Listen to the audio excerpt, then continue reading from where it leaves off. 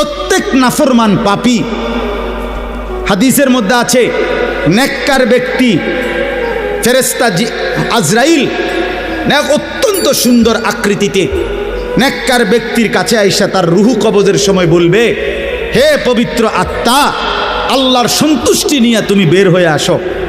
আল্লাহ রসুল সাল্লাল্লাহু আলাইহি সাল্লাম বলেন, কোনো পাত্র থেকে পানি যেভাবে ঢেলে দেয় এইটা যেরকম আরামসে পড়ে যায় বের হয়, আল্লাহর কসম নবীজি বলেন নেককার ব্যক্তির রুহুটা মালাকুল মউত আজরাইলের হাতে এরকম আরামসে চলে আসে।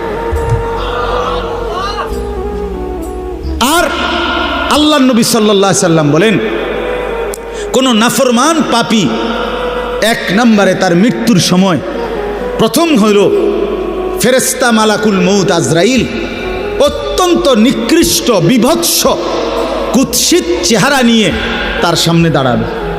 আমার কাছে আরবি কিতাব আছে, ইমাম কুরতুবির কিতাব আত-তাযকিরা, এই কিতাবের মধ্যে আছে ইব্রাহিম আলাইহিস সালাম একবার আজরাইলকে বলছিল, আজরাইল, কোনো নাফরমান পাপী ব্যক্তির যে সময় জান কবজ করো তখন তুমি যেই চেহারা নিয়ে তার সামনে দাঁড়াও ওইটা আমার একটু দেখাও।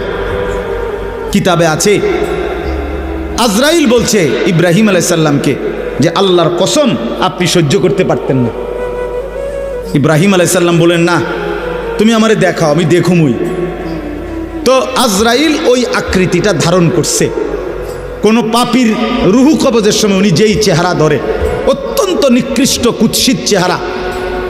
তো কিতাবে স্পষ্ট আছে, ইমাম কুরতুবী বলেন ইব্রাহিম আলাইহিস সালাম চিৎকার দিয়া বেহুশ হয়ে গেছে। লম্বা সময় পরে হুঁশ আসার পরে উনি চোখের পানি ফেলে আল্লাহকে বলছে, আল্লাহ, তোমার কোনো নাফরমান বান্দা পরবর্তীতে কবরের আযাব, হাসরের আযাব, জাহান্নামের আযাব আর কিছুই লাগবে না, শুধু কেবল আজরাইলের এই বিভৎস চেহারার যদি একবার দেখে তার 60 বছরের নাফরমানির শাস্তির জন্য এটাই যথেষ্ট।